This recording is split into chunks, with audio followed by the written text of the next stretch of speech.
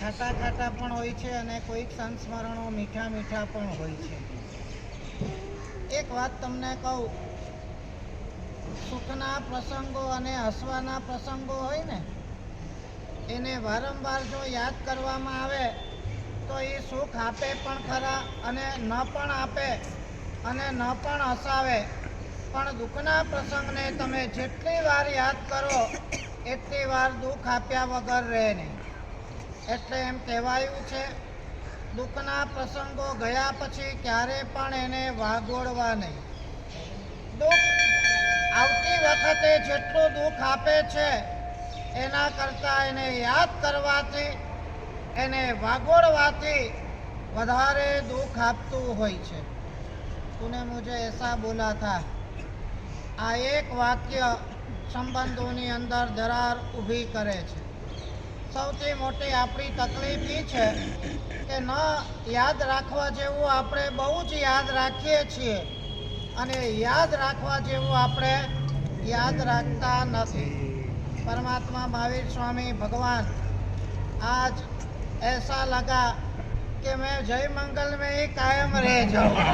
भगवान को देखते देखते 5.5 महीने पहले जो प्रतिष्ठा का माहौल था, आज का प्रवेश ऐसा लगता है जैसे प्रतिष्ठा का प्रवेश है.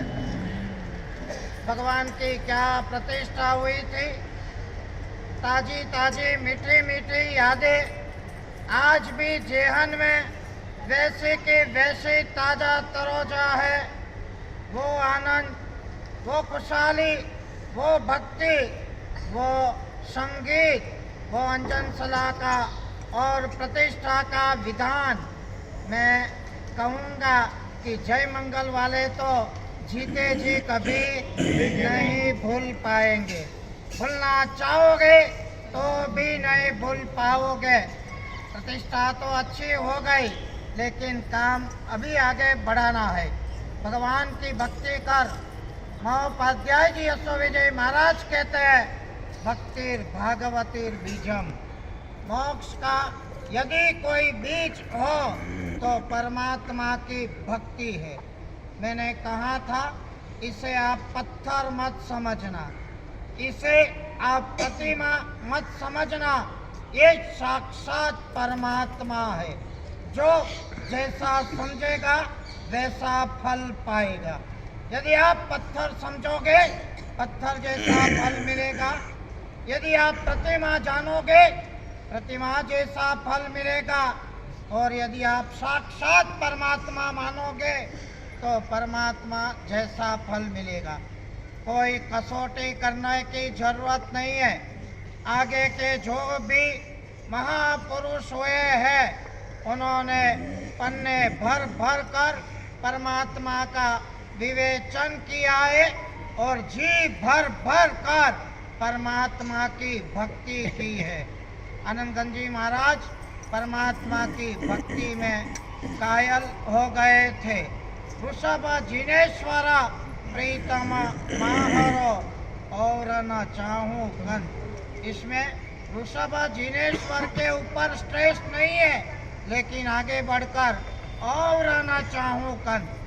ऐसे चिंतामणि सरीखे, ऐसे काम धेनु सरीखे, ऐसे कल्प वृक्ष सरीखे परमात्मा मिलने के बाद संसार के कीचड़ में, संसार के सुख के पीछे पागल बनना बहुत बड़ी मूर्खता है. सुनर और लेटर हम आपको पता चलने वाला ही है, ये सब बेकार है, सब झूठ है, सब माया है, प्रपंच है, सब स्वार्थ के सगे है. लेकिन जब लगेगा तब बहुत देर हो चुकी होगी. पहले से जान लो कि ये संसार में यदि कोई सारभूत है तो देव, गुरु और धर्म, उनकी साधना, उनके भाव, उनकी भक्ति में जो आंसू बहाए वो ही सारभूत है. बाकी क्या आपके जीवन में भागा दौड़ के अलावा क्या है? रुपये ही दिखते हैं, सुख ही दिखता है, उसके पीछे भागा दौड़ी है, आयुष खत्म होता है, एक एक दिन हाथ से चला जाता है। परमात्मा महावीर कहते हैं एक एक पल लाखों करोड़ों अरबों रुपये से ज्यादा कीमती है, क्योंकि लाखों करोड़ों अरबों रुपये से एक पल खरीदी नहीं जा सकती है। कोरोना काल में आपने सबने देख लिया, बचाओ बचाओ बचाओ करते थे लोग, जो चाहे जी चाहे ले लो, लेकिन बचाओ। लेकिन डॉक्टर साहब करोड़ों, एक भाई ने मुझे कहा अभी थोड़े दिन के पहले ही बम्बई से आया था, महाराज साहब तिजोरी में 50 लाख केस पड़े थे, 50 लाख केस पड़े थे, 3 जने घर में थे, मैं वाइफ और बेटी, लेकिन खाने का एक टिफिन लाने वाला कोई नहीं था। रिश्तेदार भी मुंह मोड़ देते थे, नहीं भाई हमने भी थी जाए तो, हमने भी थी जाए तो। क्या करने के 50 लाख रुपए देख देख कर दर्शनम देव देवस्य कोई काम में नहीं आता है। एक देव गुरु की भक्ति। जय मंगल में जब पहली बार आया, 5.5 महीने प्रतिष्ठा के हो गए, ये 14 के 6 महीने होंगे, मक्सर सो 14 के 6 महीने कहाँ चले गए पता भी नहीं चला।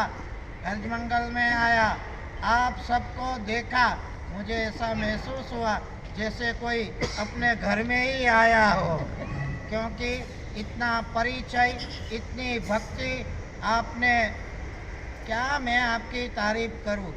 यहाँ रहने वाले आपकी शक्ति से बाहर, परमात्मा के सामने आपने अपने जेब को भी नहीं देखा, तिजोरी को भी नहीं देखा, और ये मंदिर की प्रतिष्ठा में किसी ने 50 लाख, 1 करोड़, 1.5 करोड़ लगा दिए। आएंगे, भगवान की कृपा से आएंगे। मैं पूछता था भाई व्यवस्था है, हो जाएगी महाराज साहब, एक जमीन बेच देंगे परमात्मा के नाम। ऐसी ऐसी बातें सुनकर मेरा सीना गज गज फूलता था। क्या जैन शासन है, क्या आपकी परमात्मा के प्रति भक्ति और सद्भाव है। परमात्मा के सामने पैसे भी आपके लिए कुछ नहीं है, पैसा तो ठीक है, लेकिन वो नज़ारा, वो दृश्य, वो भक्ति का उमड़ आज भी नज़र सामने आता है। रोम राजी विकस्वर हो जाती है, और भी आप भक्ति बढ़ाते रहना। 3 दिन की मेरी यहाँ स्थिरता रहेंगी। कल का प्रवचन 9 से 10 बजे तक समयसर आ जाना। आज बैंड वाले भी बजा रहे थे, देवनु विमान जाने उतरी। संगीत, गीत और सामने ये मंदिर जब दिखाई देता है, खरेखर एम लागे કે દેવલોકનો ટુકડો સ્વર્ગલોકમાંથી જાણે ખરી પડ્યો હોય એવું આ મંદિર તમને મળ્યું છે। बहुत भाग्यशाली हो आप। ये भगवान का दर्शन, वंदन और पूजन एक दिन भी चूकना मत। पुण्य की पूंजी यदि आपको खड़ी करनी है, ये परमात्मा बहुत बड़ा आलम्बन आपके लिए है। भक्ति करोगे, मुझे तो ऐसा लगता है आशीष भाई,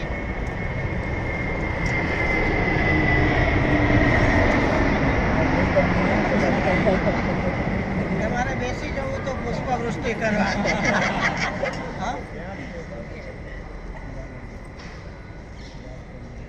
जब मुझे समाचार मिलते हैं सुबह की भक्ति और शाम की भक्ति। अभी राजू भाई ने कहा 11 माले पर भी भक्ति की आवाज़ गूंज सुनाई देती है।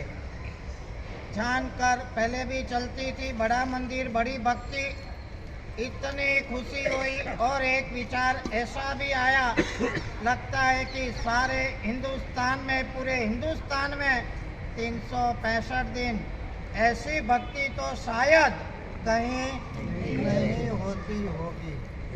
भक्ति बहुत बड़ा पुण्य बढ़ाने का साधन है, परमात्मामय बनने का एक आलम्बन है। भले ही भाव ना जगे, कभी कभार भक्ति में चले जाओ और कभी कभार ये शब्द कान में गूंजने लगे और भाव भी उमड़ने लगेंगे। देवनो भी मान जाने उतर्યું એવું મંદિર આપનું તો આય છે। चांदनी जेवी प्रतिमा आपने, मानो कि कवि ने ये प्रतिमा के लिए ही ये शब्द प्रयुक्त किए होंगे। चांद भी शर्माता होगा। ऐसे महावीर स्वामी आदि समस्त प्रतिमाएं इतनी शानदार भाववर्धक ऐसी प्रतिमा आपको मिली है। अभी भाव को बढ़ाने में कंजूसाई नहीं करनी है। जितना भी ज़्यादा समय मंदिर में आप बिता सको उतना बिताओ। चैत्य वंदन करो, 4-5 स्तवन बोले, भक्ति में एकदम हिले हिले हो जाओ तो आपको आध्यात्मिक आनंद क्या होता है वो भी महसूस होगा।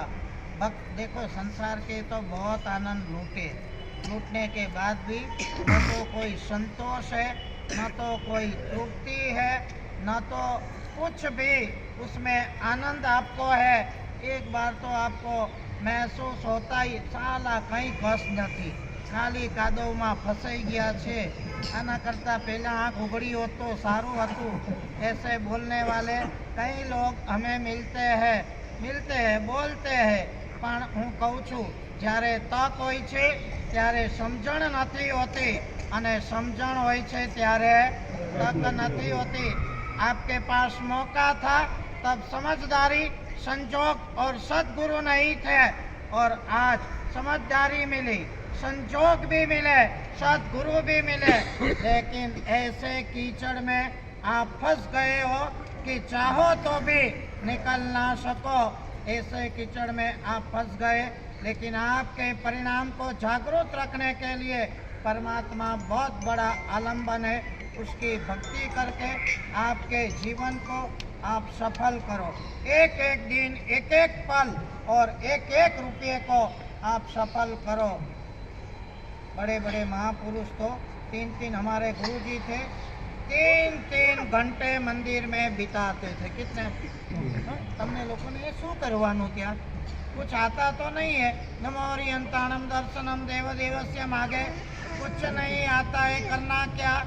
अरे जब प्रिय पात्र मिलता है तो बातें कभी कम नहीं होती। कहाँ ना कहाँ से विषय निकल जाता है, घंटे निकल जाते हैं, पता ही नहीं चलता। प्रेम है, ऐसा ही प्रेम यदि परमात्मा के ऊपर बन जाए तो कुछ कहने की जरूरत नहीं। अपने आप शब्द भी मिल जाएंगे, अपने आप भाव भी उमड़ने लगेंगे, अपने आप आध्यात्मिक आनंद भी आएगा। भक्ति में धीरे धीरे होकर आप बहुत मजबूत पुण्य का उपार्जन करोगे। आपके लिए बहुत, मुझे तो है ना आपकी सबकी मीठी मीठी विषय आती है। ऐसे मंदिर और ऐसा भगवान मिलना बहुत मुश्किल है। बहुत बड़ा पुण्य आपने किया होगा, ऐसा मंदिर और ऐसा भगवान आपको मिले, लेकिन वो बड़े कम भागी होंगे। नीचे ही ऐसा मंदिर होने के बावजूद भी निकलते हो भगवान का मुंह देखने का, जिनको मन नहीं होता वो बड़े कम भागी है। निकलते हैं भाई, भगवान का मुंह देखकर तो जाए। ऐसे भी शास्त्र में कहा है, कोई भी कार्य के लिए जाओ, सिद्धि के लिए परमात्मा के दर्शन करने जाओ। आगे निश्चित तौर पे आपको सिद्धि चाहिए, परमात्मा की 3 प्रदक्षिणा देकर जाओ। प्रदक्षिणा कोई क्रिया नहीं है, प्रदक्षिणा एक मांत्रिक और तांत्रिक विधान भी है। आगे बढ़कर बहुत गहरा कार्य है, भारी कार्य है और आप टेंशन में हो। शास्त्र में कहा है 3 प्रदक्षिणा, एक श्रीफल साथे ऊपर 11.25 રૂપિયા તમે મૂકો, 3 પ્રદક્ષિણા દો, શ્રીફળ મૂકી દો ભંડાર ઉપર પરમાત્માની સામે। અને આ શાસ્ત્રોમાં કીધું કે નિશ્ચિત રૂપે અશક્ય કાર્ય પણ શક્ય થયા વગર રહે નહીં। ऐसा भगवान का अप्रतिम प्रभाव है। ये प्रभाव में आप भी बुढ़ो, बहुत भक्ति करो, धीरे धीरे हो जाओ। विशेष कल बात करेंगे।